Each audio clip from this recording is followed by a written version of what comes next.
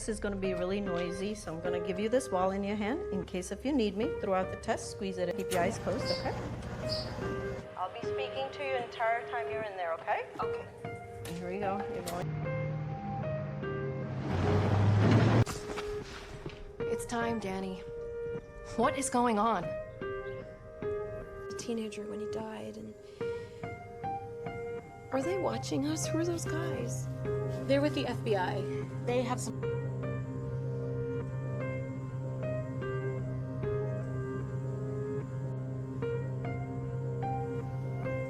I don't remember it. I was 10 years old. You didn't tell me much about it. Because I don't remember it, and then you tell a complete stranger.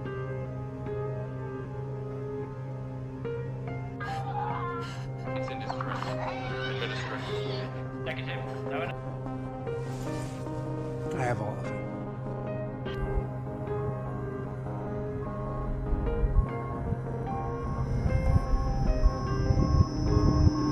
Too many tax dollars to try and hide, and off-world artifacts are too profitable to leave in the hands of appointed. They've already decided this belongs to them, this core truth about the universe. It's wrong. You can't do that. No signal. Wait, what are you doing? Back up over the phone. What? Earlier, and then I'm rolling with it. Now it's a $600 phone.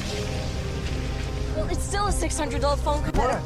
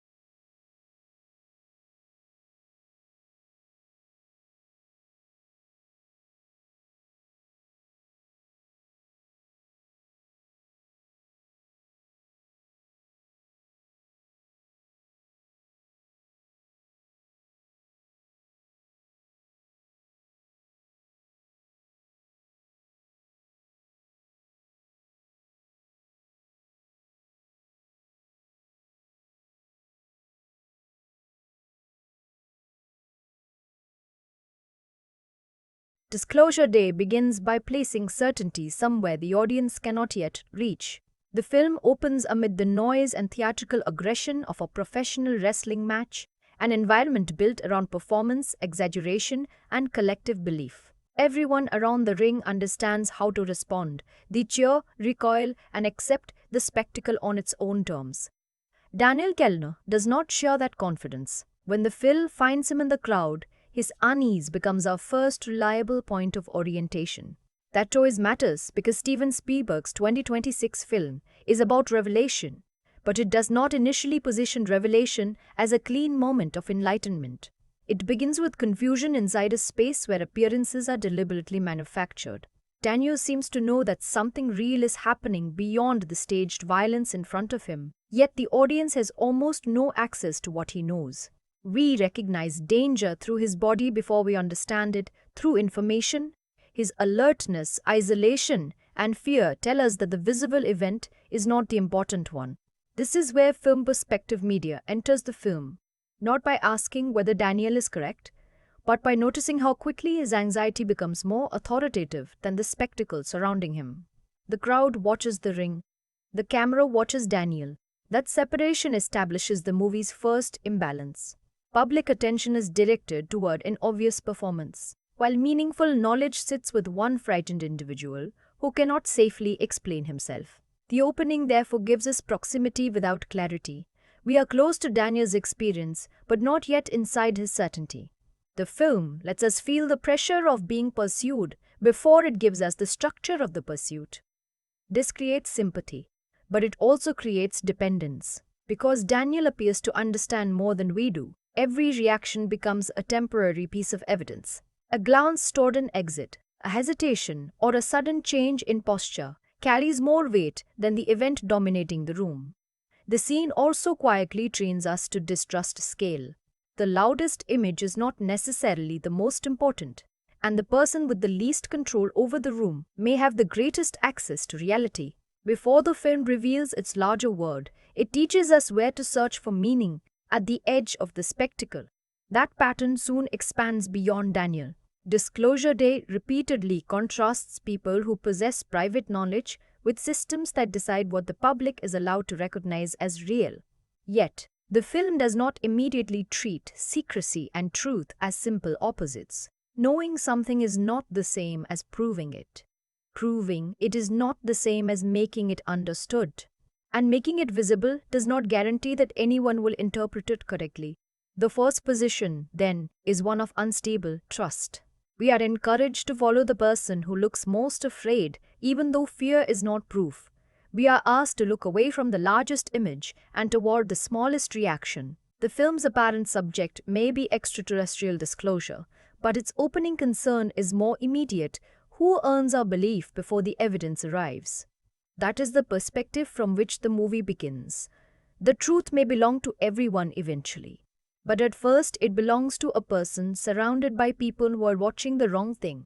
The central contrast in Disclosure Day is private certainty versus public proof. Margaret Fairchild and Daniel Kellner are connected by knowledge that feels immediate to them but remains almost impossible to transfer to anyone else.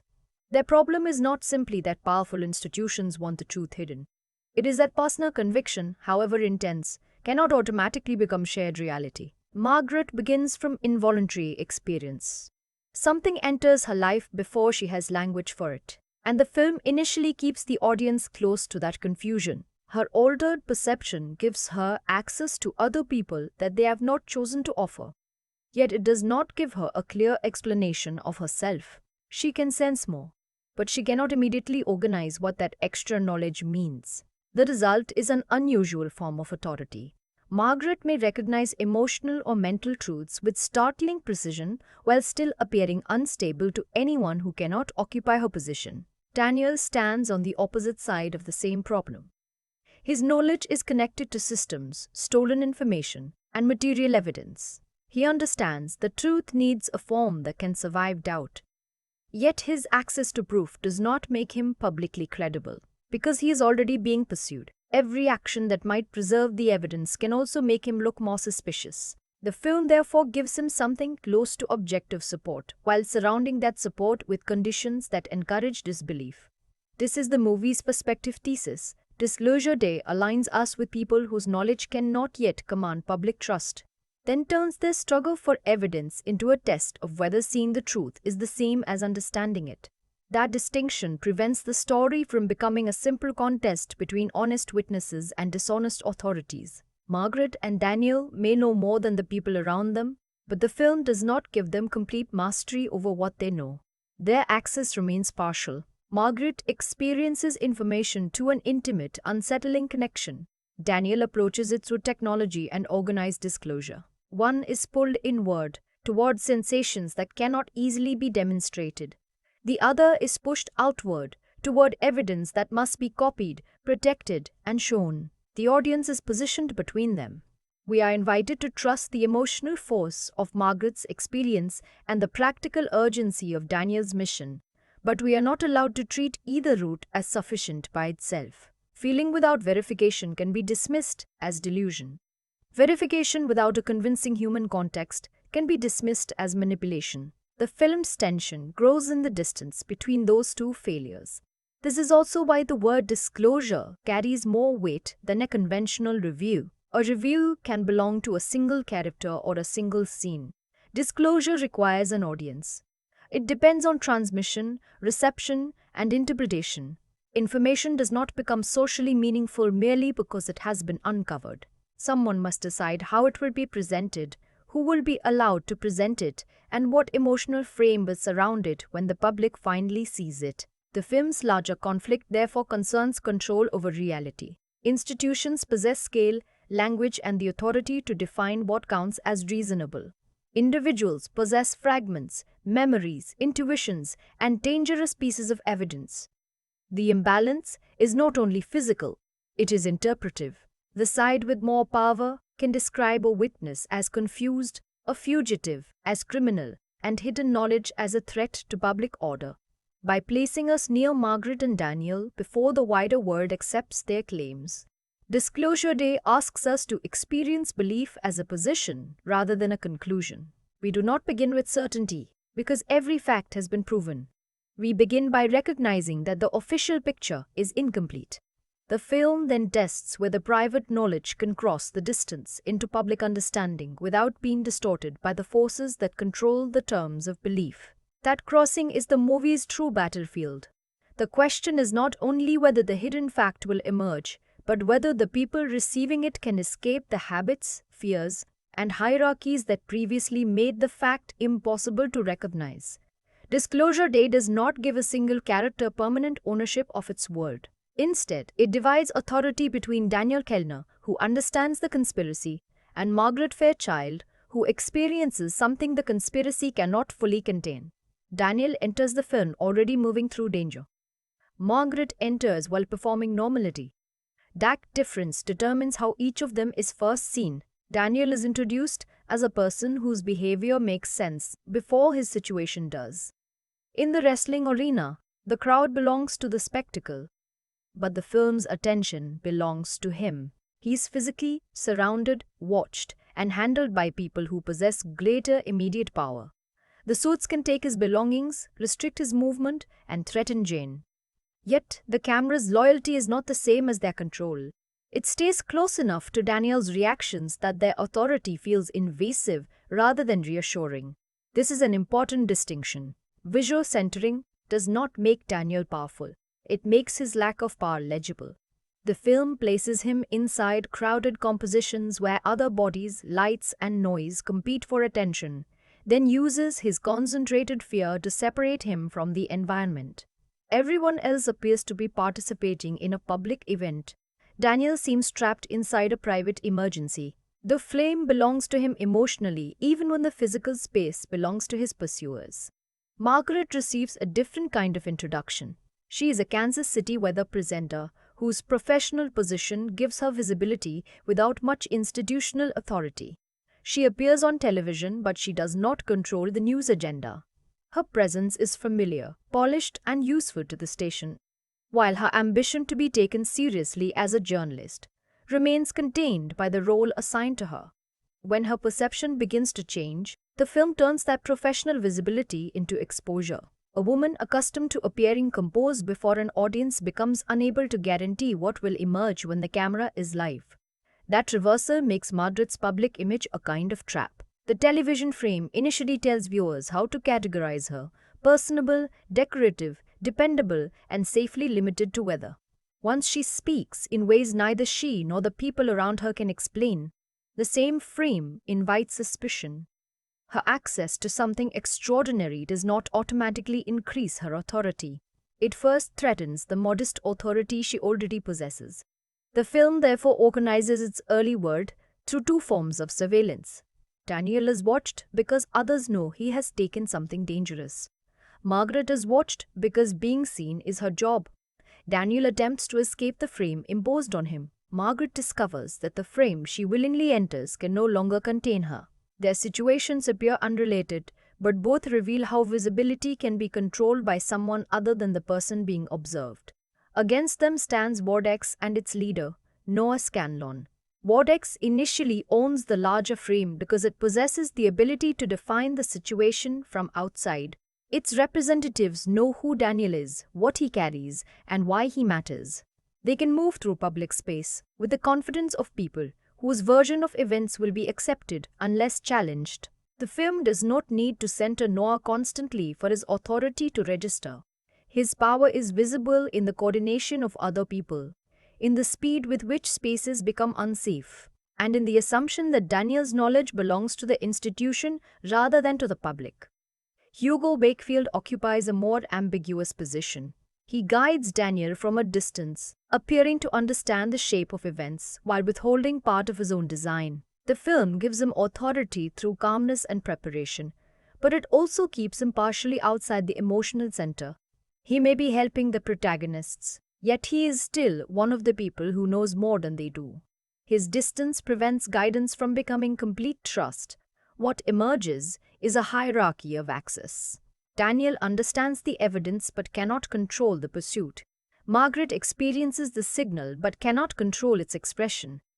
Hugo understands the plan but does not share all of it. Noah commands the machinery that can suppress everyone else.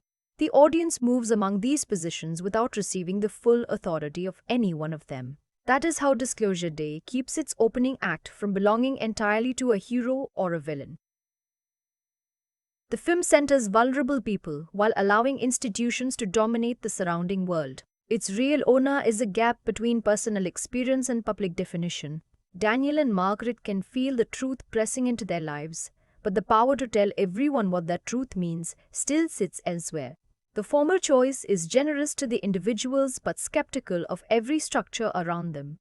We are permitted to recognize their vulnerability before we can verify their claims. By granting them attention without granting them command, the film makes alignment itself an act of provisional belief. Disclosure Day controls information by separating experience from explanation. Margaret Fairchild knows that something has happened to her because her body and language begin behaving in ways she cannot command. Daniel Kellner knows that Ward X has concealed evidence of extraterrestrial contact because he has worked close enough to its systems to recognize the scale of the concealment. The audience receives both forms of knowledge early, but neither arrives in a complete, stable form. We are given conviction before context. With Margaret, the film makes the distinction between access and comprehension especially clear. Her sudden ability to express languages and perceptions beyond her ordinary experience looks like evidence from the outside, yet from within her position, it feels like an invasion. She does not choose when the information appears, how it will sound, or what other people will think it proves. The movie lets us witness an impossible event without immediately telling us how to classify it. We can rule out normality before we can identify the reality replacing it. That delay protects Margaret from becoming a convenient source of exposition. A weaker version of the story could have turned her into a translator who simply announces what the visitors want. Instead, her knowledge remains embodied, inconsistent, and socially dangerous. Other characters see the visible effects, but they do not share the private sensation that gives those effects meaning. Their uncertainty is reasonable, even when it leaves Margaret isolated. The film asks us to remain aligned with her without pretending that everyone around her possesses the same evidence. Daniel's information is more concrete, but it is filtered through distrust of the person carrying it. He has access to records connected to decades of hidden encounters, and he is working with Wardex defectors who want that material released. Yet the film does not begin by laying the archive open for us. It shows the consequences of possessing it: pursuit, surveillance, separation, and the constant need to judge whether another person is an ally. His urgency verifies that the information matters, while the secrecy surrounding it prevents us from independently measuring every claim. This produces a carefully managed asymmetry. Daniel understands the institutional history better than Margaret does. Margaret has a direct form of contact that Daniel cannot reproduce. Hugo Wakefield knows how the disclosure effort has been organized, but his guidance comes through selective instructions rather than full transparency. Noah, Scanlon, and Wardex possess the broadest operational knowledge, yet their commitment to suppression compromises their explanations. No one holds every part of the truth, and nearly everyone controls how much another person receives. The audience is granted one advantage over the central characters: we can move between their isolated positions. We see enough of Margaret to understand that her condition is not a performance, and enough of Daniel to know that his fear is not paranoia. But this wider access still falls short of omniscience. The editing joins two truthful experiences before revealing the mechanism that joins them. Connection is established as a fact of the film before it becomes something the characters can explain. That order shapes sympathy.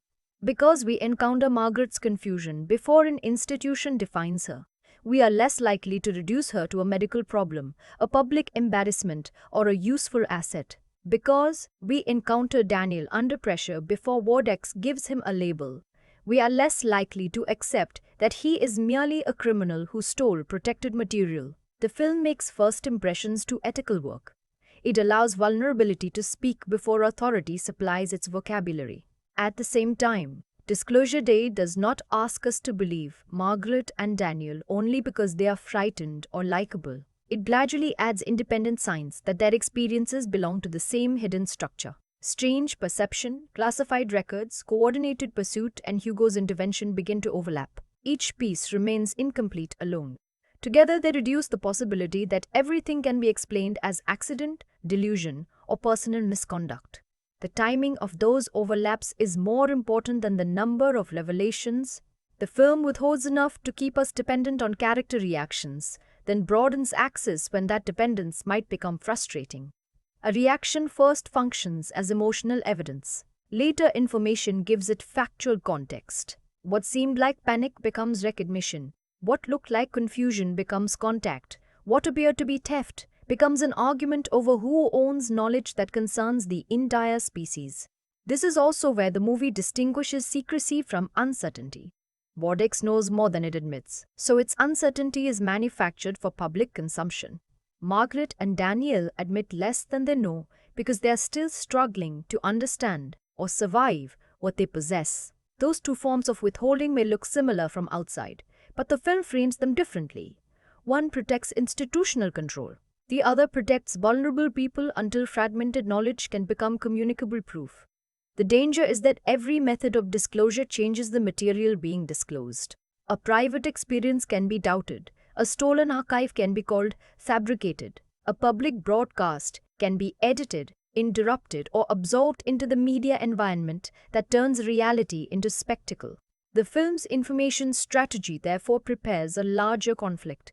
Truth must not only be uncovered, it must reach people in a form that cannot easily be reclassified as entertainment, illness, or deception. By the end of this stage, the audience knows enough to reject the official absence of evidence, but not enough to define the visitors, their purpose, or the full history connecting Margaret and Daniel. That boundary is deliberate. Disclosure Day gives us confidence that the concealed reality exists while keeping its meaning unsettled. We are no longer deciding whether to believe.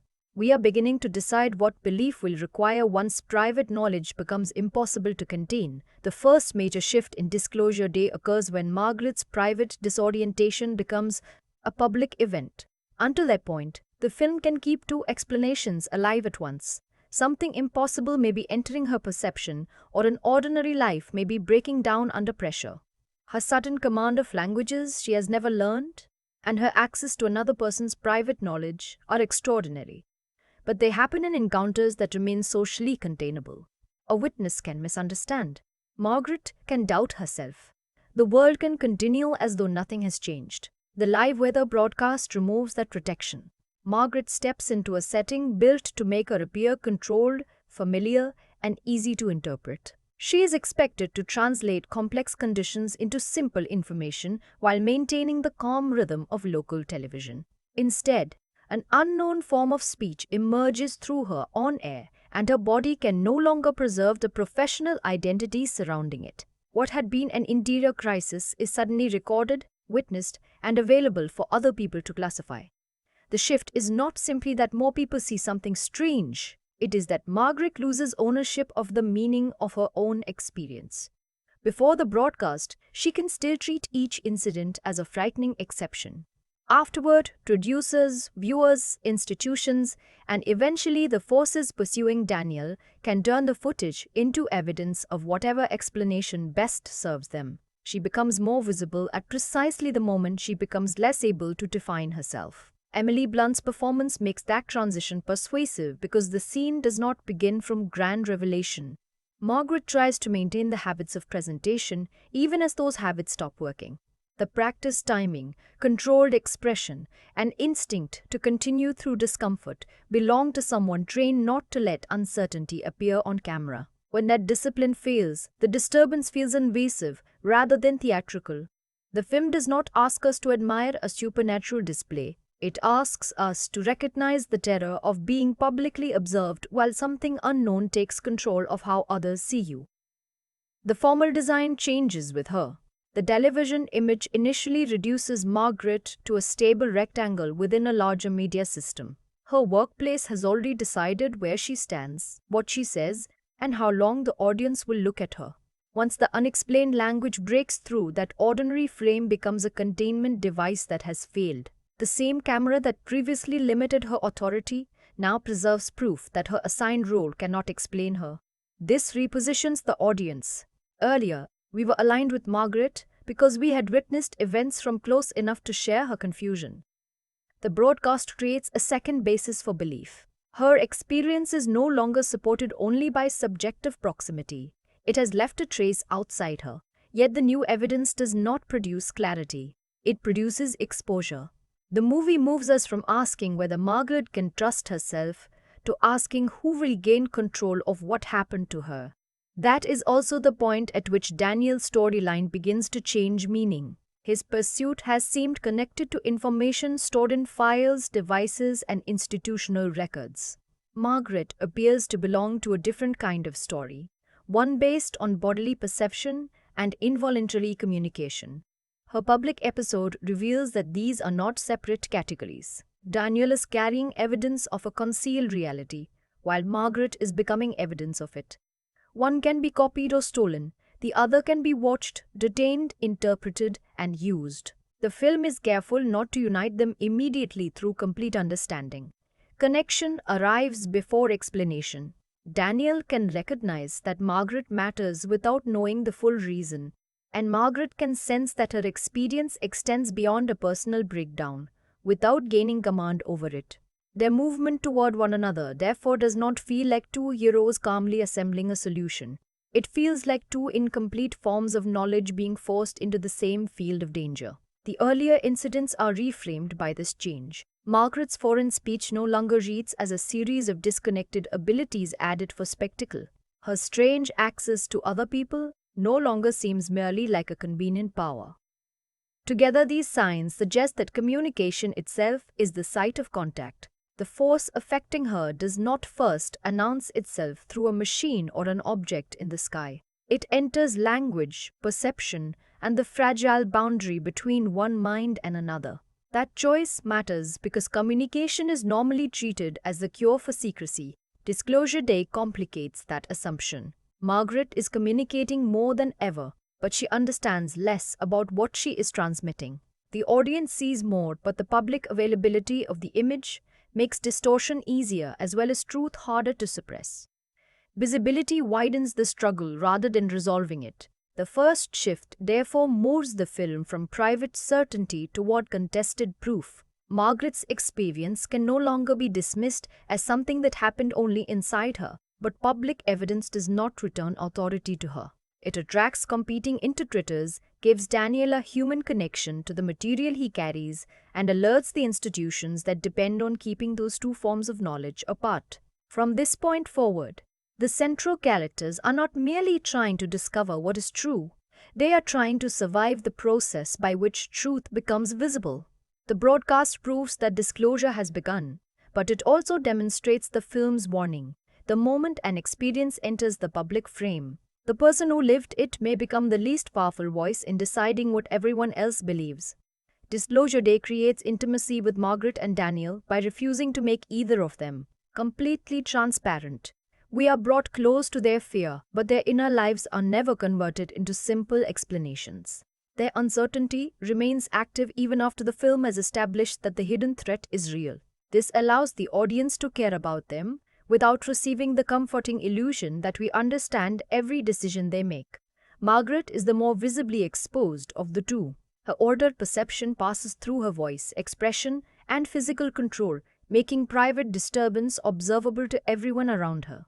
Yet the closer the camera comes to her face, the less easily she can be categorized.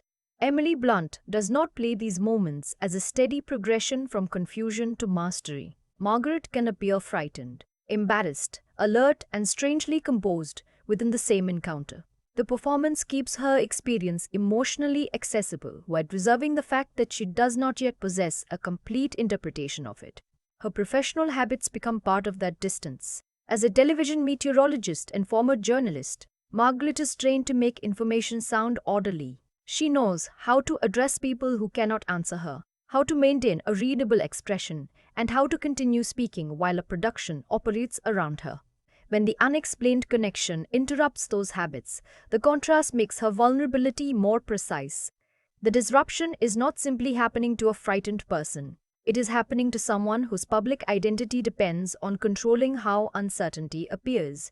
Blunt often lets that training remain visible beneath the panic. Margaret's posture attempts to hold its familiar shape even when her attention has moved elsewhere.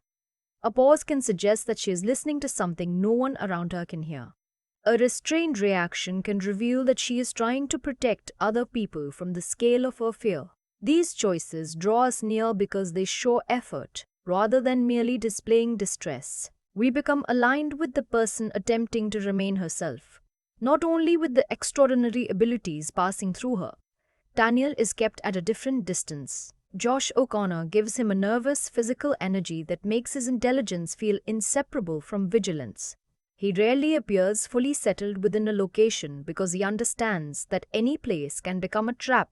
His attention moves between people, exits, devices, and possible changes in the environment.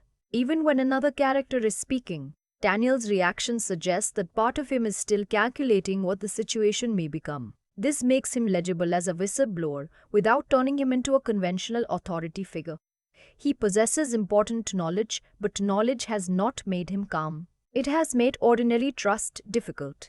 His fear does not appear to come from uncertainty about whether Wadex is dangerous. It comes from knowing enough about the organization to imagine what it can do. The film places us close to the effects of that knowledge while withholding enough of its full history to keep Daniel from becoming an exposition machine. O'Connor's performance also complicates the heroic value of secrecy. Daniel must conceal information to preserve a larger disclosure, but concealment affects his personal relationships. Jane cannot always know whether his silence protects her, protects the evidence, or protects Daniel from having to confront the human cost of his choices. His urgency may be justified, yet the film does not allow justification to erase the distance he creates. The closer he moves toward a truth meant for the whole world, the harder it becomes for the person nearest to him to occupy the same reality. Jane therefore becomes an important measure of Daniel's emotional position. She is not valuable merely because danger can be directed toward her. Her presence reveals how difficult it is to share a life with someone whose attention has been reorganized by a secret. When she looks at Daniel, the audience receives a perspective that his anxious momentum cannot provide. We see not only a determined whistleblower, but a partner whose private mission has transformed the terms of their relationship. The film uses reactions like hers to resist total identification with Daniel. We understand why he keeps moving, but we are also permitted to notice what his movement leaves behind. Empathy does not require the movie to approve every choice. Instead, it allows two truths to occupy the same scene. Daniel may be acting for a necessary public purpose, and the people around him may still experience his behavior as frightening, withholding, or unfair. Hugo Wakefield is held farther away.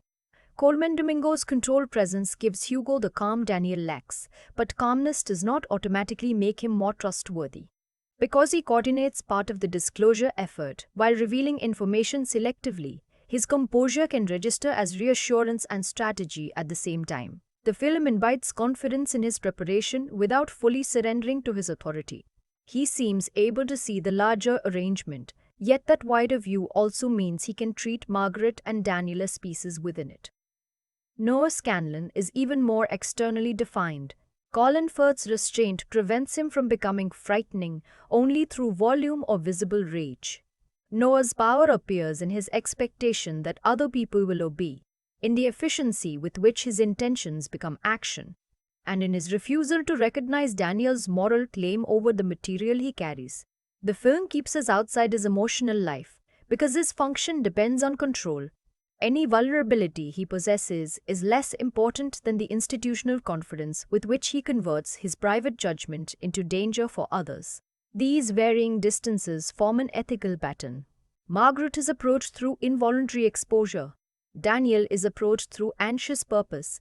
Jane is approached through the consequences of someone else's secrecy. Hugo is observed through strategic calm, and Noah through the machinery of authority. No performance occupies the same relationship with the audience. That imbalance keeps Disclosure Day from reducing its conflict to believers against supplices. The film offers intimacy selectively, and every degree of closeness carries a limitation. We can recognize Margaret's fear without fully sharing her perception. We can understand Daniel's mission without accepting all his methods. We can rely on Hugo without knowing his complete design. Character alignment remains provisional because the truth itself is still divided among them. The result is empathy without possession. The central figures are not open for inspection simply because the story needs us to support them. Their gestures, pauses, and reactions create access while preserving boundaries. Disclosure Day understands that another person can be credible before becoming fully knowable, and that moral attention begins not when distance disappears, but when we stop treating that distance as a reason to look away. The dominant viewpoint in Disclosure Day carries a blind spot that becomes more visible as Margaret and Daniel move closer to public revelation. Both of them understand disclosure primarily as a problem of access. Margaret needs to understand the force entering her perception. Daniel needs to release information that Wadex has kept hidden. Their experiences teach them that secrecy is the obstacle, so it is natural for them to imagine that greater visibility will bring greater freedom. The film gradually reveals how incomplete that assumption is. What they cannot initially see is that information never arrives in an empty space. It enters a world already organized by fear, authority, entertainment, and distrust.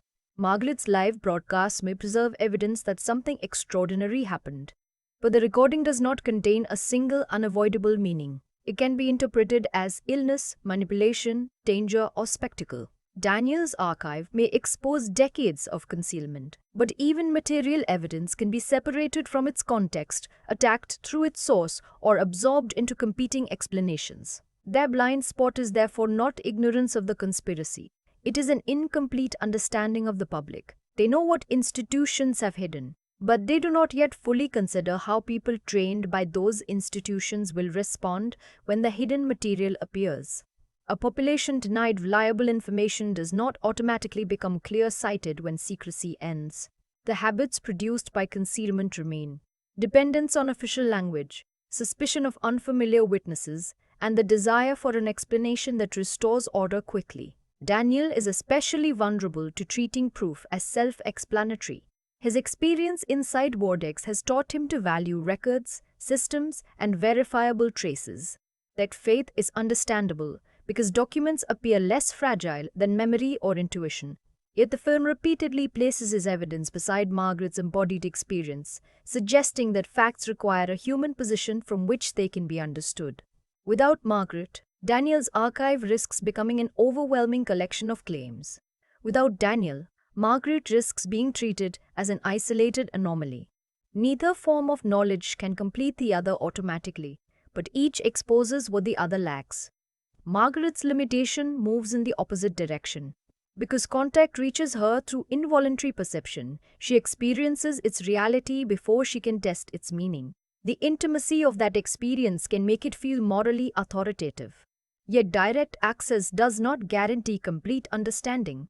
She may receive something genuine while still misreading its purpose, scope, or consequence. The film preserves this distinction so that extraordinary sensitivity does not become unquestionable wisdom. Hugo's planning reflects another version of the same problem. His wider knowledge allows him to coordinate people who hold different pieces of the truth, but coordination can turn individuals into instruments. From his position, secrecy may be justified as a temporary requirement for successful disclosure. From Margaret and Daniel's positions, each withheld detail increases the danger they are being asked to carry. The plan may depend on limited access, yet that limitation reproduces part of the structure the group claims to oppose. This does not make Hugo equivalent to Noah Scanlon. The film distinguishes between withholding information to challenge permanent suppression and withholding it to preserve institutional control. The moral purposes are different. Still, the shared method creates tension. When people are denied the full terms of their participation, even a necessary cause can begin to resemble the machinery it is resisting. Noah's blind spot is the most severe because power protects it from correction. He understands the practical risks of disclosure, but treats those risks as proof that Vortex should continue deciding what everyone else is permitted to know. His position assumes that control and responsibility are the same thing. Because the institution can contain information, it concludes that containment gives it the right to define reality. The film shows the weakness of that logic. Through the people Noah reduces to problems. Daniel becomes a security breach rather than a person making a moral claim. Margaret becomes a phenomenon to monitor rather than someone whose body and identity are being transformed. The public becomes a population to manage rather than a community capable of judgment. Noah's authority depends on viewing others from a distance great enough to erase their independent positions. Yet Disclosure Day also risks sharing part of its character's blind spot. Its attention remains concentrated on the exceptional individuals who possess privileged access. Ordinary people often appear as crowds, viewers, or potential recipients of disclosure rather than as fully developed interpreters. This strengthens the central tension because the protagonists cannot predict the response waiting beyond their immediate struggle. It also limits the social dimension of the story. The public matters enormously as an idea while remaining comparatively indistinct as a collection of lives. That limitation may be deliberate. By keeping the wider population at a distance, the film makes the audience occupy its place. We become the unseen public for whom Daniel is risking his life and before whom Margaret has already been exposed. Our own reactions complete the missing perspective. Do we accept their fear as evidence? Do we demand institutional confirmation before belief? Do we treat revelation as liberation or immediately ask who will control the consequences? The blind spot ultimately changes the meaning of disclosure itself. The central characters begin by trying to move truth from secrecy into visibility. The film pushes them toward a harder recognition. Visibility is only the beginning of interpretation. Evidence can expose a lie without creating agreement. Contact can expand human knowledge while destabilizing the structures through which knowledge becomes trustworthy. What the protagonist cannot initially see is not another hidden file or concealed witness. It is the distance between releasing the truth and building a world capable of receiving it. Disclosure Day locates its uncertainty inside that distance, where secrecy may end long before control, confusion, and disbelief too. Power in Disclosure Day is measured less by who possesses the truth than by who can make a version of reality function. Daniel has evidence, Margaret has direct contact, and Hugo has a plan. Noah Scanlon has something more immediately effective, an institution capable of turning its interpretation into action. Vortex can identify a person as a threat, close off a route, seize material, and make coercion appear like responsible containment. Its authority does not require public agreement because it operates before the public is allowed to know that a disagreement exists. That advantage shapes how every account is received. When Daniel says that the concealed evidence concerns all humanity, his claim carries moral force but little official weight. Audience can answer without disproving him. It only needs to redefine him as a reckless employee who has stolen sensitive material and endangered lives. Once that description takes hold, the content of the evidence becomes secondary to the alleged irresponsibility of the person carrying it. The film shows how institutional language changes the viewer's position without necessarily changing the facts. Daniel can be called a whistleblower or a security breach. Margaret can be treated as a witness, a patient, or an asset. Hugo can appear as a principal defector or the organizer of an uncontrolled operation. Each label selects a different part of the same person and asks everyone else to ignore the rest. Noah's influence depends on his ability to choose those labels first. He does not need to be pleasant in every pursuit because other people have already accepted his definition of the situation. Orders move through Vortex as though their legitimacy has been settled somewhere beyond the scene. Armed personnel rarely pause to test Daniel's reasons or Margaret's humanity. Their obedience turns Noah's private judgment into the physical structure surrounding the protagonists. Blocking makes that power visible. Noah is often positioned as someone who expects space to organize itself around him. Other characters are brought before him, contained within rooms or watched while he remains composed. Daniel, by contrast, is repeatedly forced to negotiate environments that do not belong to him. He is pushed toward edges, exits, vehicles, and temporary hiding places. Margaret's unusual abilities may allow her to disrupt those arrangements, but the environments still reveal who normally has the right to stand still and who must keep moving. Colin Firth's restraint strengthens this imbalance. Noah does not need constant aggression because the institution supplies aggression on his behalf. His controlled speech suggests a man accustomed to having his assumptions translated into policy. Even when the situation begins escaping his control, he attempts to preserve the posture of someone making necessary decisions rather than defending a compromised system. This is why his argument about humanity's unreadiness cannot be dismissed as meaningless villain rhetoric. The film gives the concern a plausible surface. Public confirmation of extraterrestrial life could destabilize governments, religious beliefs, scientific institutions, and already dangerous international tensions. Noah understands that information can produce consequences that no individual whistleblower can manage. The weakness lies not in recognizing that risk, but in treating risk as permanent authorization for secrecy. His position quietly removes the public from its own future. Humanity is declared too divided to receive the truth by an organization whose deception has helped preserve that division. Vortex hides evidence of contact and of its own abuses, then points to public ignorance as proof that concealment must continue. Control creates the conditions used to justify more control. Daniel challenges that structure by refusing the idea that proximity creates ownership. Vortex may have collected the records, built the systems, and classified the encounters, but none of those acts gives it a moral claim over the existence of other intelligent life. His theft reverses the institution's language. From Noah's position, Daniel has taken proprietary information. From Daniel's, Vortex has already stolen knowledge from the species to which it belongs. The film aligns us with that reversal, though it does not make Daniel powerful merely because his argument is persuasive. He still depends on infrastructure he does not control. Evidence must be transported, authenticated, transmitted, and protected long enough to reach an audience. Every step exposes the gap between possessing a fact and possessing the means to make it publicly real. Margaret changes this balance because she cannot be reduced to stored information. Her altered perception makes the concealed reality present in a living person. Vortex can dispute a file, destroy a device, or challenge Daniel's credibility. But Margaret's abilities create events that exceed the institution's preferred account. She does not simply carry evidence. She changes what is possible in the space around her. That capacity gives Margaret power, but it does not immediately give her authority. People may depend on what she can do while still withholding the information she needs to understand why she can do it. Hugo's group recognizes her importance before she fully understands her place in their design. Vortex sees her as a danger before it recognizes her as a person.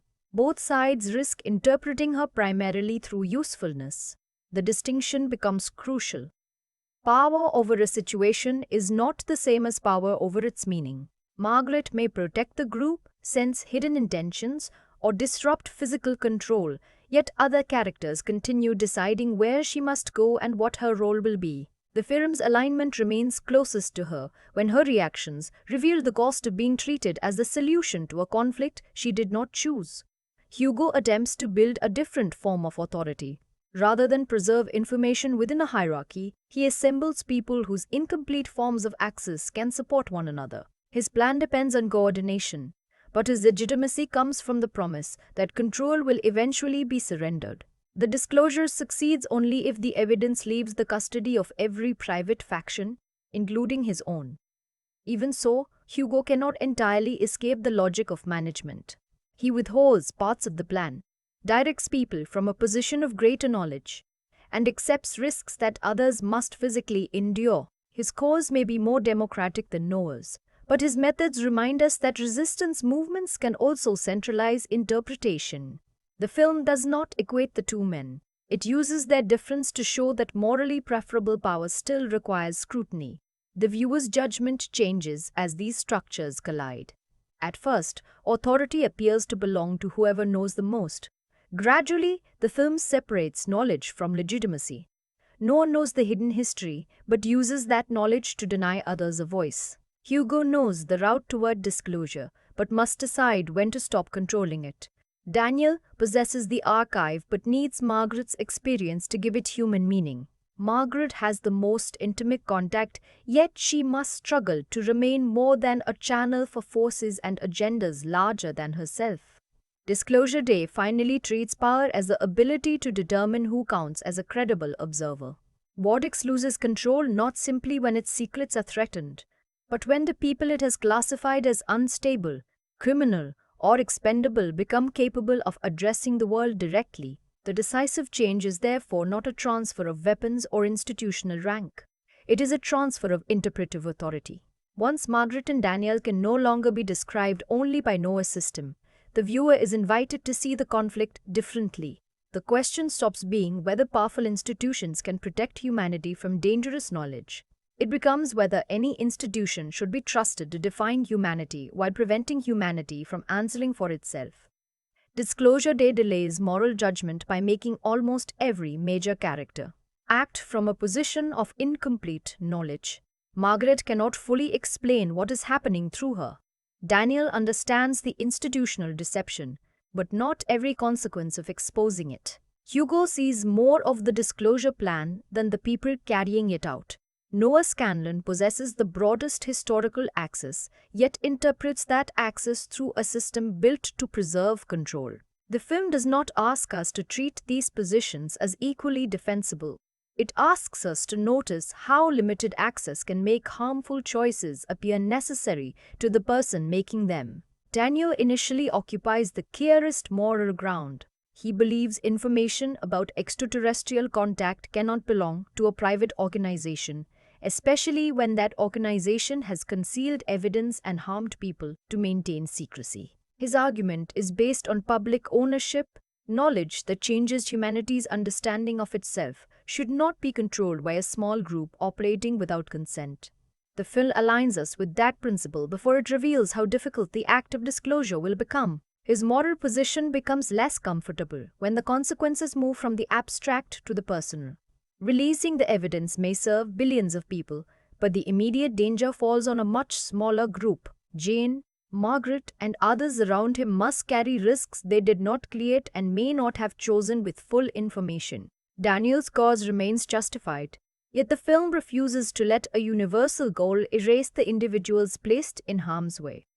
This is where the movie separates moral purpose from moral permission. Wanting the truth released does not automatically authorize Daniel to decide what everyone close to him must sacrifice. His urgency can make hesitation look like cowardice or distraction. But hesitation may also be the only available form of care. The film invites us to support his mission while remaining alert to the possibility that righteousness can narrow a person's attention. Margaret's position is even more complicated because she never volunteers to become central to the conflict. Her body, voice, and perception are drawn into a disclosure effort before she understands its purpose. Other characters may value her abilities, fear them, or depend on them, but each response risks treating her as a means rather than a person.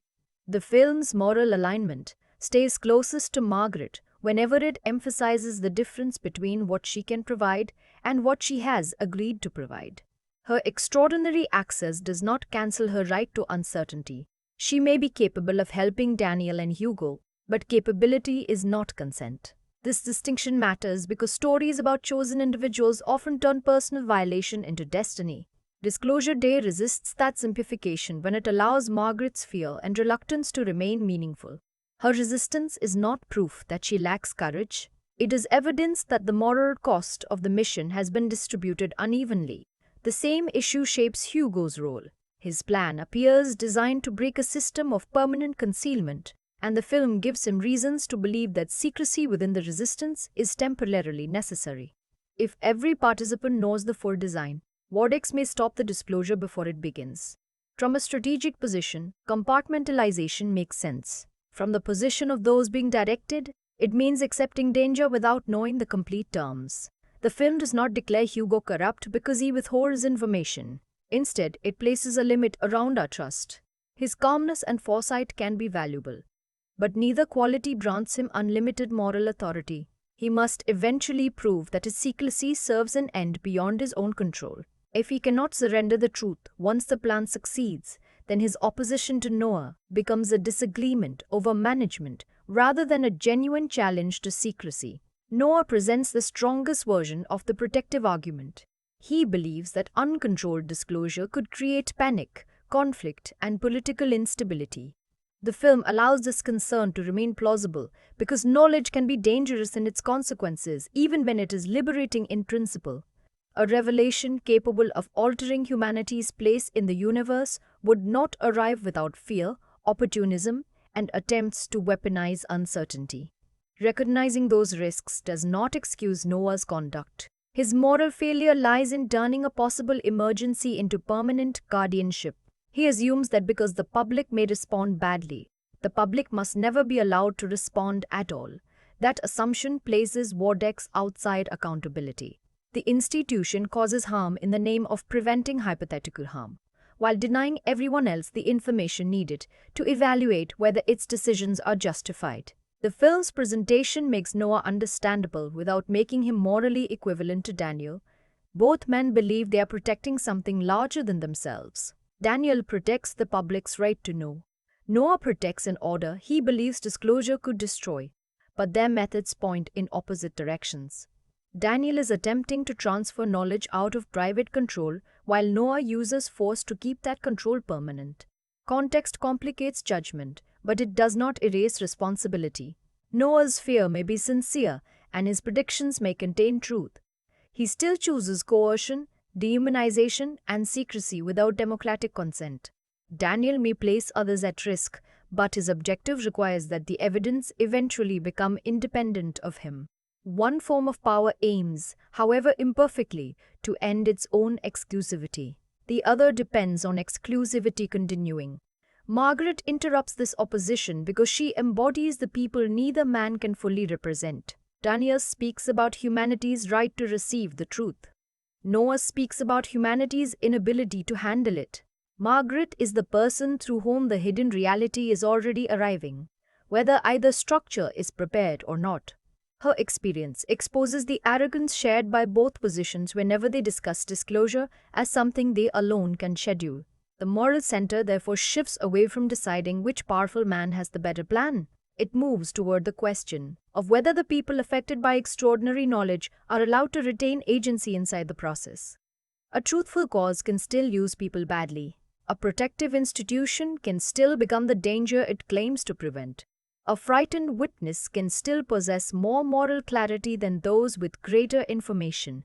Disclosure Day ultimately invites judgment without offering moral simplicity. It recognizes that secrecy can sometimes protect lives, that disclosure can create chaos, and that good intentions can produce intimate harm. But it refuses to let uncertainty become an excuse for unaccountable power. The film's ethical position is strongest when it suggests that no one proves humanity unready for truth by denying humanity the chance to meet it. Disclosure Day alters perception by moving between two visual systems, the unstable closeness of people experiencing the unknown and the controlled surfaces through which institutions present reality. The film's form makes secrecy feel like a change in distance. Near Margaret or Daniel, uncertainty has texture. Inside vortex spaces or public broadcasts, experience is converted into data, images, and categories that seem easier to manage. Janusz Kaminski's cinematography grounds the extraordinary in recognizable environments.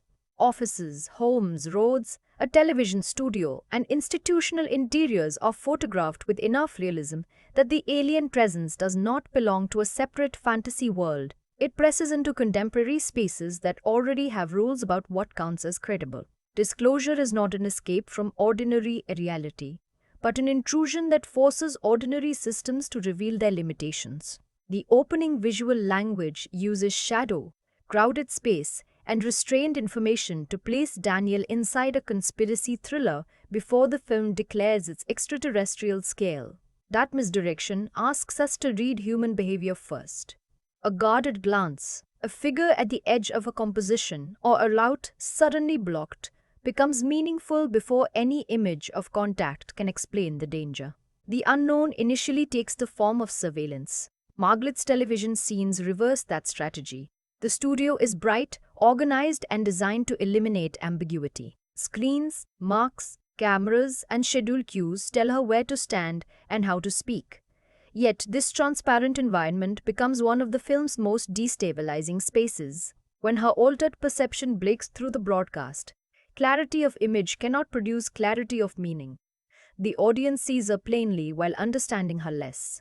The studio's clean visual texture also separates mediated visibility from lived experience. Margaret's image can be transmitted clearly, but the system carrying it cannot contain what is happening through her. The broadcast becomes both proof and distortion. It preserves the event while flattening an intimate violation into something available for replay, judgment, and institutional use.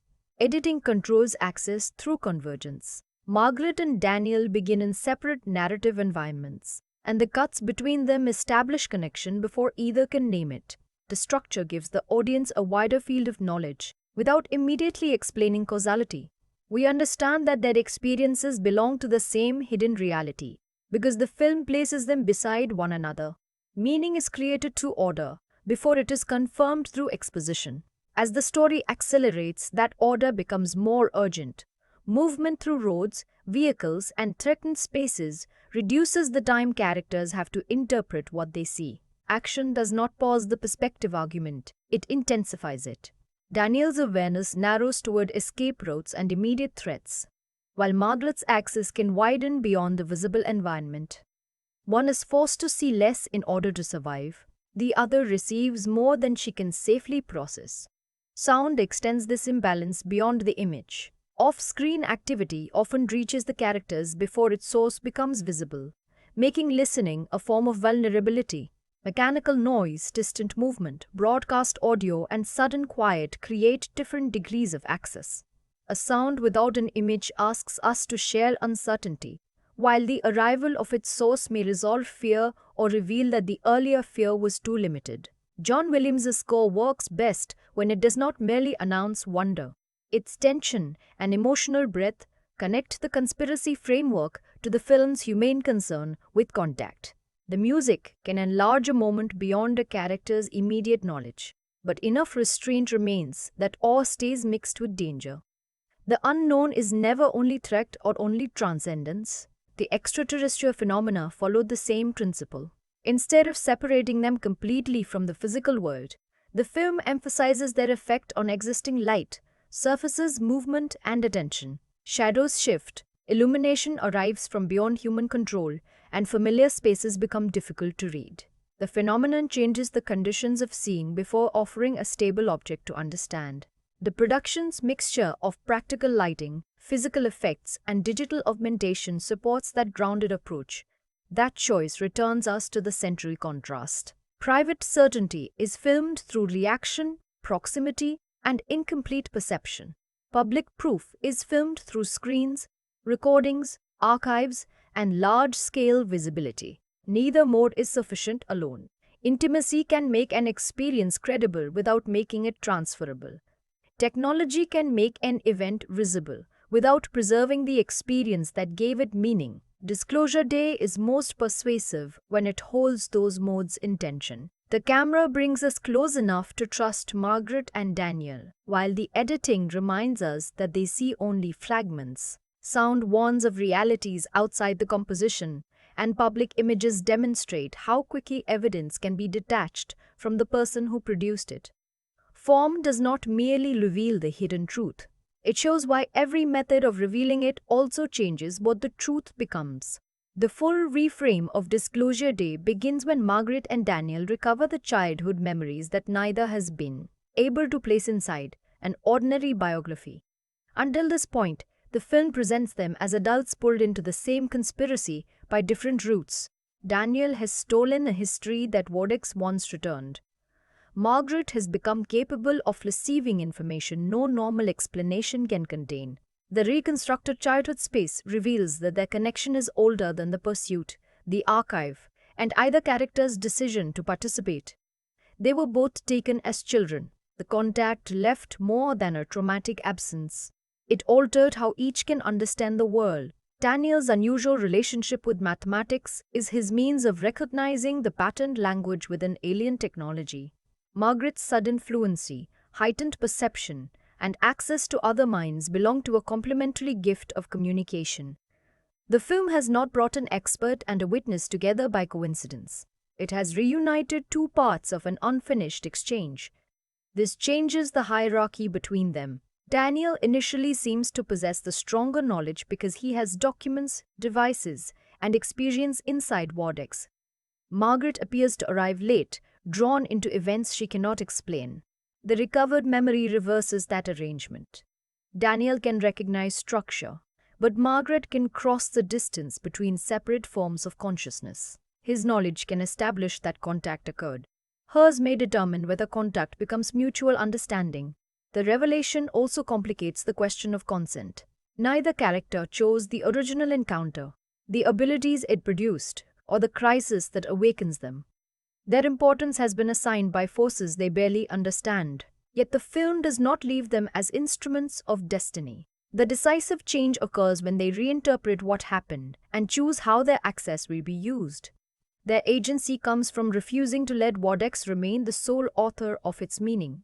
Hugo's reconstructed room is more than a device for retrieving exposition. It creates a position from which memory can become usable. The setting gives Margaret and Daniel an emotional context that the classified archive lacks. Wodex has preserved contact as evidence, technology, and strategic advantage. Hugo's group understands that disclosure also requires the human story of what contact did to people. The room joins record and experience before the final broadcast joins them for the word.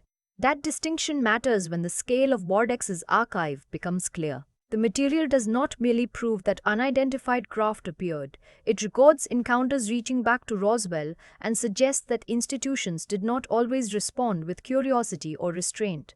Some images imply capture, exploitation, and harm. Humanity has not only been protected from knowledge of visitors. The visitors have been hidden from scrutiny while powerful organizations decided how their bodies, technology, and presence could be used. The evidence reframes Noah Scanlon's protective argument. He presents secrecy as a barrier between an unprepared public and a destabilizing truth. The archive reveals that secrecy also protects Wodex from accountability. The question is no longer only whether humanity can survive confirmation of extraterrestrial life. It is whether institutions claiming to represent humanity can defend what they have done in its name. Noah defines readiness in a way that can never threaten his authority. The film does not make disclosure safe merely because secrecy is corrupt. A worsening confrontation involving the United States and North Korea places the world close to catastrophic escalation. This conflict stays near the edges of the protagonist's journey, often appearing through broadcasts and public anxiety rather than political leaders. Margaret and Daniel cannot control it. They can only introduce a fact large enough to interrupt the reality in which that crisis is moving toward destruction. Margaret's decision to use her television station completes the transformation of the space that first exposed her. Earlier, the studio made an involuntary event public before she understood it. Now she returns with intention. She knows the environment, the people who operate it, and the authority granted by a live image. The flame that once reduced her experience to a disturbing clip becomes the instrument through which she can place experience and evidence together. She still does not control every consequence. Her ability to influence the station staff creates an uneasy moral edge. The connection that enables understanding can override hesitation. Margaret is fighting an institution that has denied consent globally, and she risks reproducing a smaller version of that denial to break the larger one. The difference lies in the destination of power. Bordex uses extraordinary access to keep knowledge private, while Margaret uses it to place knowledge beyond her possession. Daniel's role is equally revealing. His skill turns the archive into something transmissible, but the climax does not crown him as the person who tells the world what everything means. He becomes a facilitator. This corrects his earlier faith that proof might speak for itself. The evidence needs editors, technicians, witnesses, and public context. It must become visible without being reduced to Daniel's authority. Disclosure succeeds only when the material can circulate after the whistleblower loses control of it. Wardix responds to containment rather than argument, cutting the station's power attempts to restore the old arrangement. If the image cannot be transmitted, the public cannot interpret it. If the public cannot interpret it, Wardix's version remains functional. The action shows that Noah's concern is not simply panic. It is the loss of the institution's privileged position between reality and everyone else. Jane's arrival with the remaining alien device prevents that control from becoming final. Her role reframes the way Daniel's mission has affected their relationship. She has spent much of the film exposed to risks created by knowledge she did not share. Bringing the device is her decision to enter the disclosure effort with an understanding of what it may change. The restoration of power belongs to someone previously treated as leverage, allowing her to become an agent rather than merely the cost of Daniel's choices. When the broadcast begins, the archive changes from secret property into public memory. Images from different eras and recording technologies accumulate: historical footage, military encounters, hidden craft, and beings kept outside the official story. No single image carries the whole burden of proof. The force comes from continuity. Governments, technologies, and witnesses have changed, while the concealed reality has persisted. The audience's earlier dependence on Margaret's reactions and Daniel's urgency is replaced by evidence neither could embody alone. The montage is not neutral. It is selected and broadcast while the world faces another collective danger. The film believes in the power of images to reorganize attention. People watching the approach of war begin watching a history that changes who we are. Humanity is not instantly peaceful, but the familiar divisions supporting imminent violence lose their exclusivity. Another intelligence enlarges the field in which national conflict must be understood. This is the film's most hopeful claim and one of its most vulnerable. Disclosure Day imagines that a shared fact can create a pause strong enough to interrupt escalation. It does not prove that the pause will become lasting unity. Governments remain capable of deception, and the archive shows that knowledge of other life did not automatically make its keepers humane. The film confirms a moment of common attention, not the permanent moral improvement of the species. The public response also reframes the film's religious anxiety.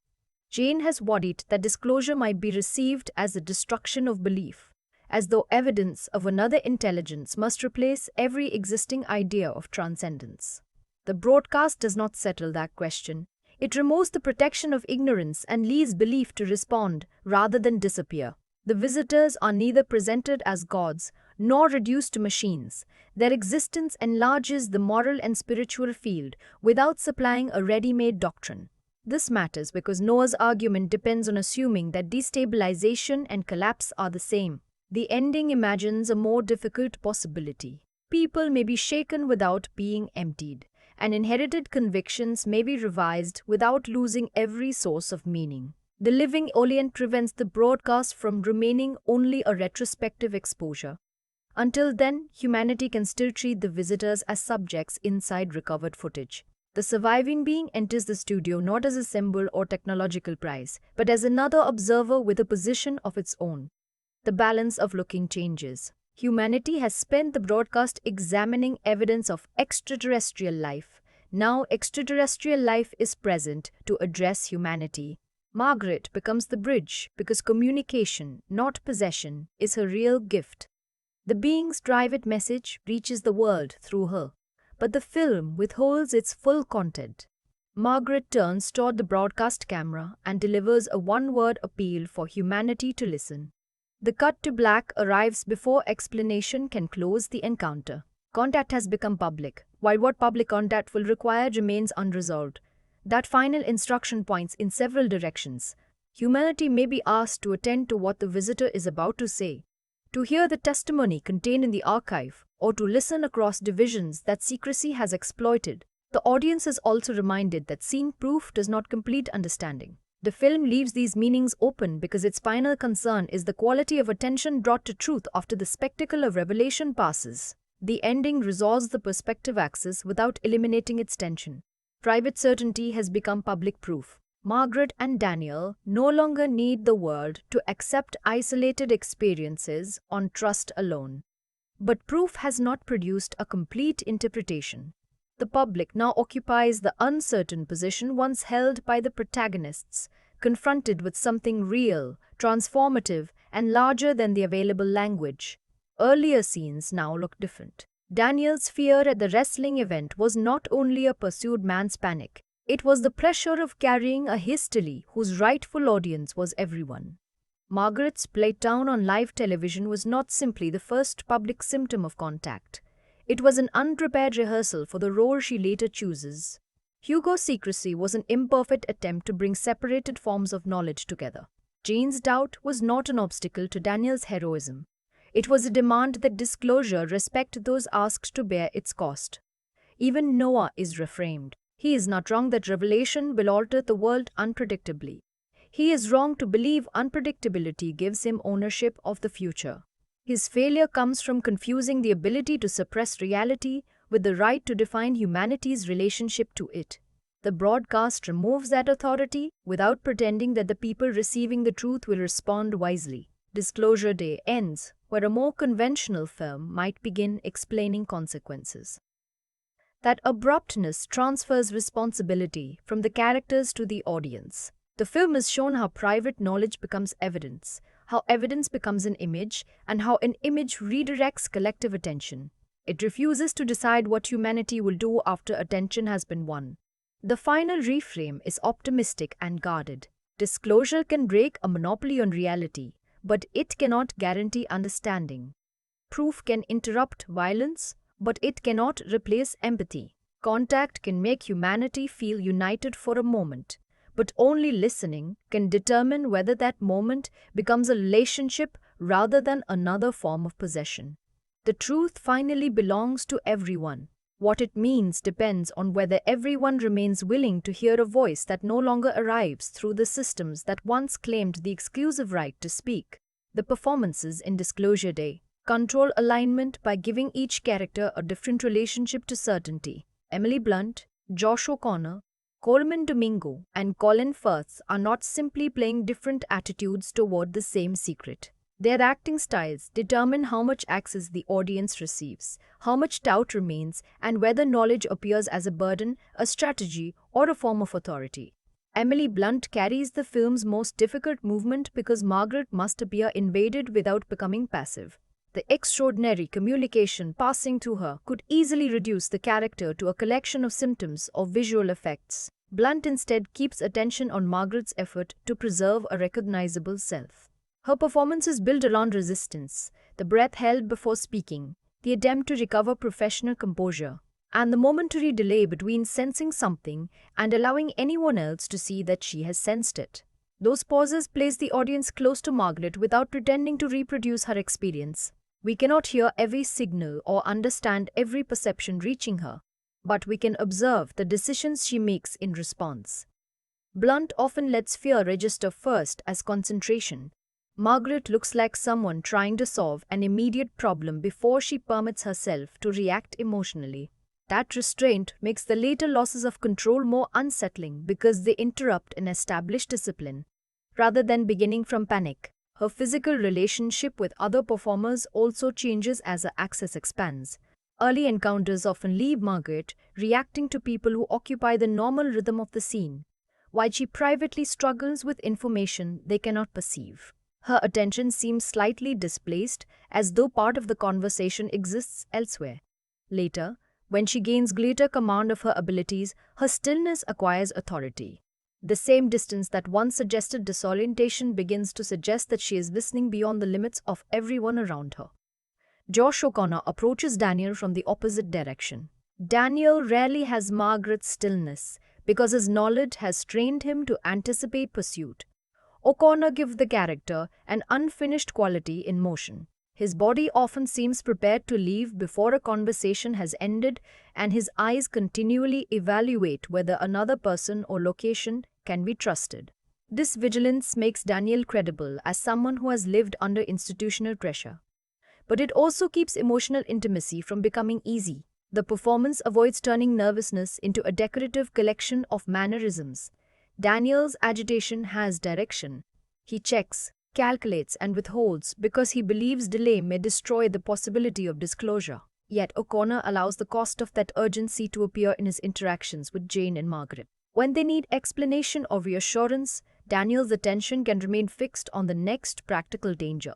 The audience understands his priorities while also feeling how exhausting it is to stand beside him. This creates a productive limit around sympathy. O'Connor does not ask us to admire Daniel as a fearless truth-teller. He presents courage as action performed while fear has already reorganized the body. Daniel's determination is convincing precisely because he never seems immune to the consequences. Even when he makes the correct strategic choice, the performance preserves the possibility that he is failing someone emotionally. The alignment between Margaret and Daniel develops through contrast rather than instant chemistry. Blunt's inward concentration meets O'Connor's outward vigilance. She is overwhelmed by too much access. He is threatened because others want to take his access away. Their scenes become most effective when neither performer tries to erase that difference. Trust emerges through recognition that the other person carries a form of knowledge the self cannot supply. Colman Domingo gives Hugo Wakefield a broader awareness without making that awareness fully available.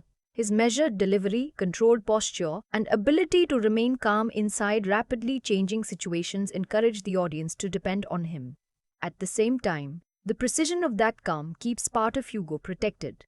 He often appears to have considered a conversation before the other person entered it. Domingo uses warmth carefully. Hugo can sound reassuring without becoming transparent, which allows guidance and manipulation to occupy the same performance. A pause before revealing information may indicate concern for the listener, or it may show that he is calculating how much the listener needs to know. The ambiguity supports the film's refusal to make later knowledge identical with moral authority. Colin Firth's Noah Scanlon controls distance through the opposite form of restraint. His composure is not an invitation, it is a boundary. Firth reduces the need for visible aggression because Noah assumes that the institution surrounding him will complete whatever threat he leaves unstated. His posture and vocal control suggest someone accustomed to treating decisions as settled before anyone else enters the room.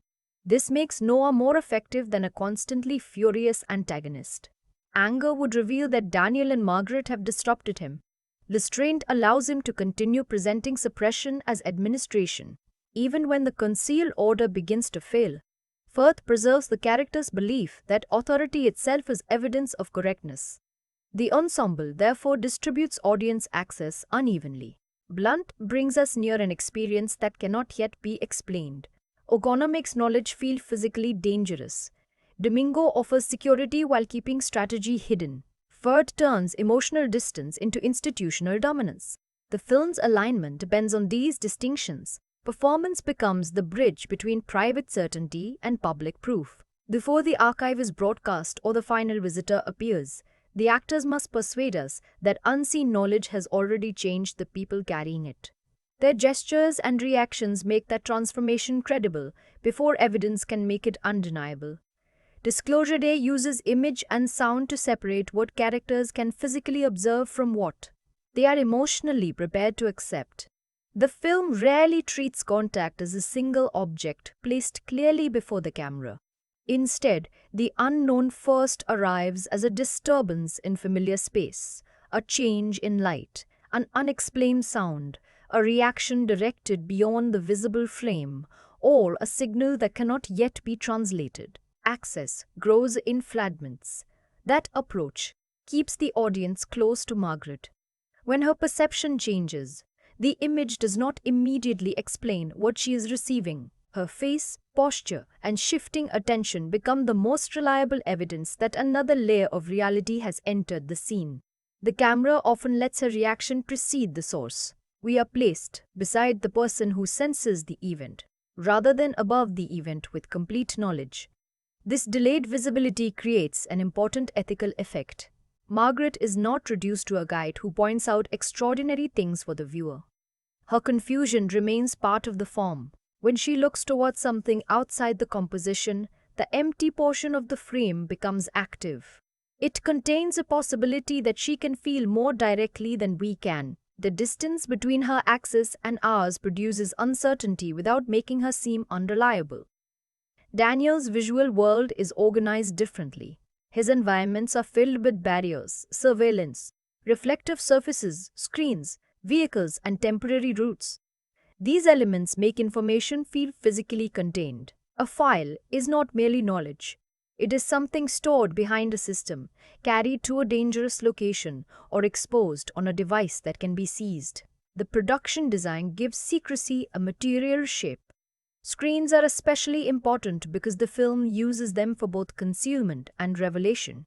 WhatX depends on mediated images, records, and restricted feeds to keep information within institutional boundaries. Margaret's television station belongs to another media structure, but one designed for public transmission. The climax changes the function of the screen. What once separated people from the truth becomes the means by which hidden evidence reaches them. The film does not present that transmission as perfectly transparent. Every image has been selected, ordered, and placed inside a broadcast. Historical footage, military recordings, and direct contact gain force through accumulation, yet their meaning still depends on context. Disclosure Day understands that a camera can preserve evidence while also determining where the viewer looks and what the viewer sees first. Sound deepens this problem of incomplete access. The unknown is frequently heard before it can be visually understood. Low mechanical textures, distant movement, disrupted broadcast audio, and sudden changes in atmosphere create a reality extending beyond the composition. Off-screen sound makes the visible frame feel insufficient. The audience is reminded that absence from the image is not absence from the world. Silence has a different function. Around Margaret, quiet can mark the moment when ordinary conversation gives way to another form of attention. The pause does not simply build suspense, it makes listening visible. Her stillness suggests that communication may be occurring before language reaches anyone else. The audience is asked to attend to the gap between receiving a message and being able to repeat it. John Williams' score enlarges that gap without eliminating fear. The music can suggest wonder, historical scale, and the possibility of connection, but it does not immediately assure us that contact is safe. Its emotional openness often sits beside images of pursuit, confinement, or confusion. That combination prevents awe from becoming an easy moral instruction. The audience can feel the importance of what is happening while remaining uncertain about its consequences. The film's use of light follows the same principle. Illumination from an unfamiliar source does not merely reveal an object, it changes the readability of the environment. Faces become exposed. Looms lose their ordinary proportions, and spaces controlled by human institutions appear temporarily reorganized by something they cannot contain. Light becomes access, but also vulnerability. To be seen by the unknown is not the same as understanding it. The finest broadcast brings these techniques together. Screens carry the archive outward, sound gathers attention, editing connects separate historical fragments, and the living visitor changes the event from documentation into encounter. Yet, the film ends before complete explanation arrives.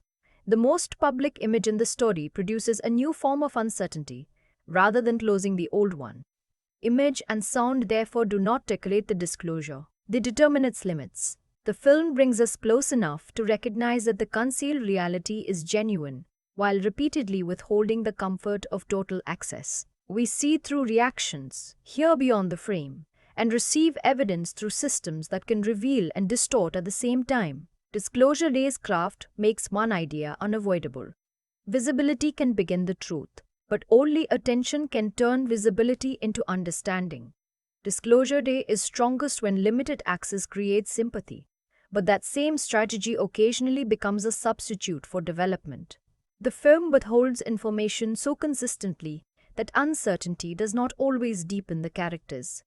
At times, it merely delays explanations the audience already knows must arrive. The difference matters because mystery can sharpen perspective, while prolonged concealment can make people feel less complex than the structure surrounding them. Hugo Wakefield suffers most from this limitation. His selective guidance keeps tension alive and prevents Daniel and Margaret from understanding the full plan too early.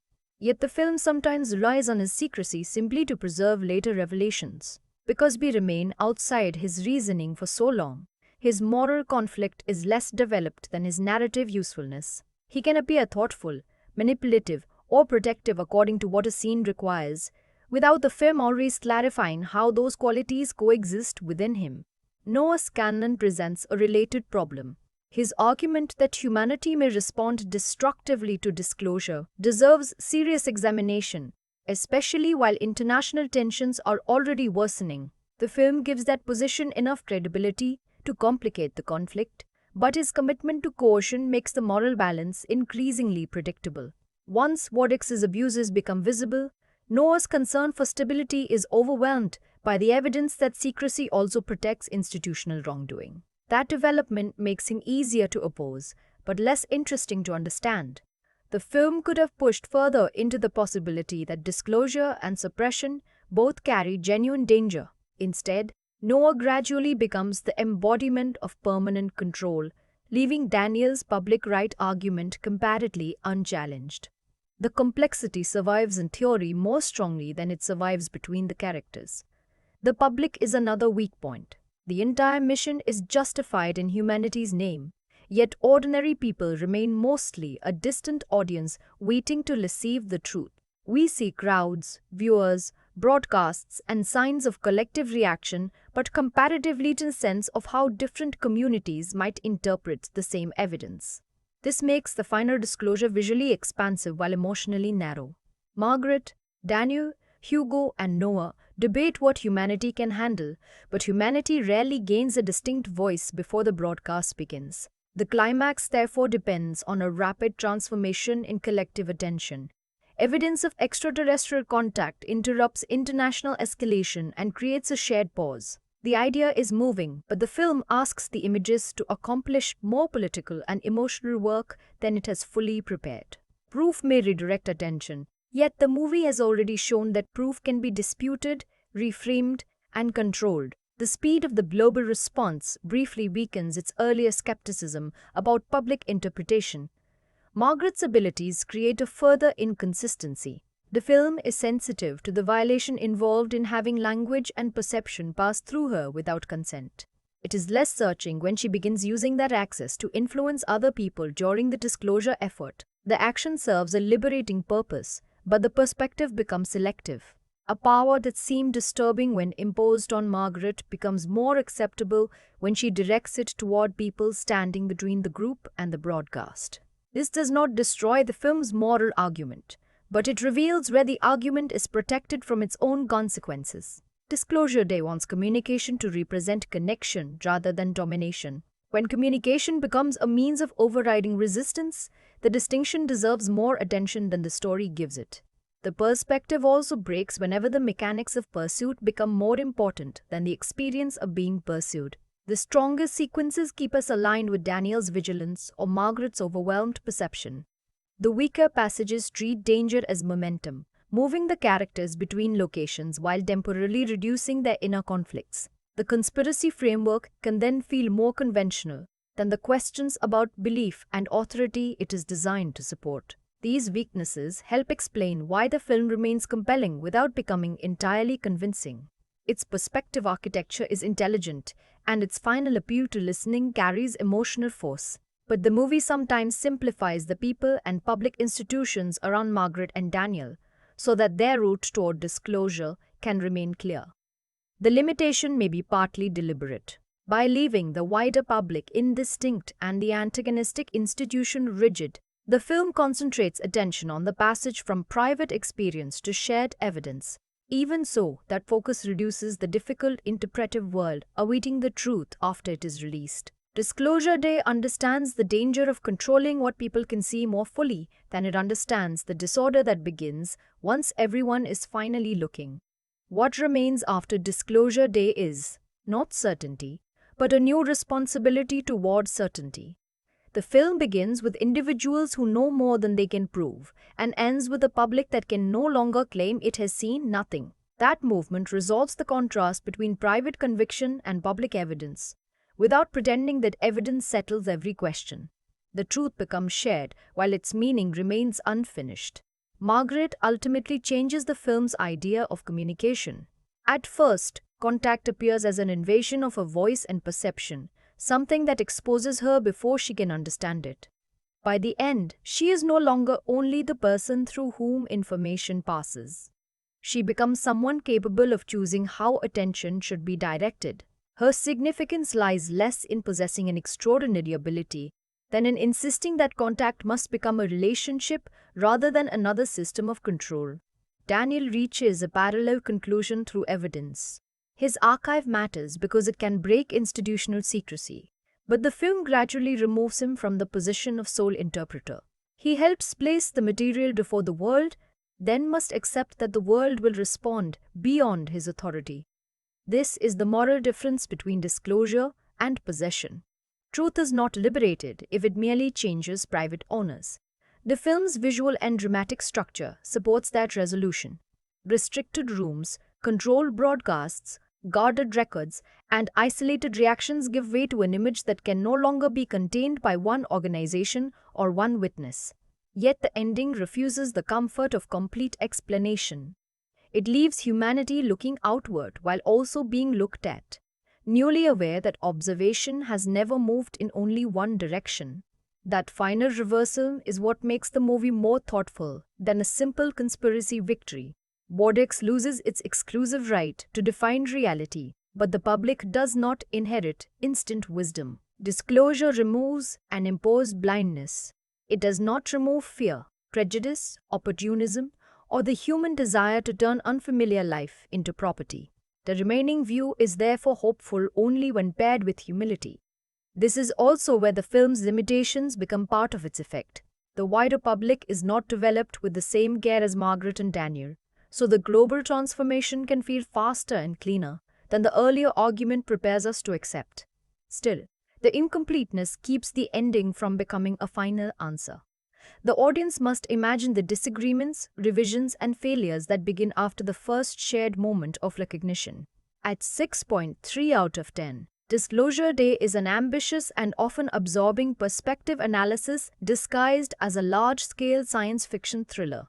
Its institutional conflict is sometimes simpler than its central ideas, and some supporting positions exist more as functions than fully explored experiences. But its strongest passages understand that revelation is never only about showing an object. It is about changing who has permission to describe the world. Viewers who value restrained performances, morally uneasy first contact stories, and films concerned with information, authority, and belief may find its approach rewarding. The movie's lasting image is not merely humanity discovering that it is not alone. It is humanity losing the protection of pretending that only its own perspective matters. Disclosure Day leaves us with a simple but demanding idea. Truth changes the world only when people change the way they receive it. Margaret and Daniel succeed in making the hidden visible. But the film refuses to treat visibility as the end of the journey. The archive can prove that contact happened. The living visitor can prove that humanity is not alone.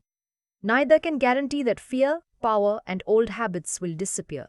That is why the final appeal to listen matters more than any image of revelation.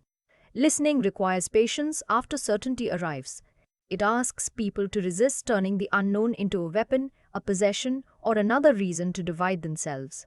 It also demands attention to the witnesses who carried the truth before institutions were willing to recognize it.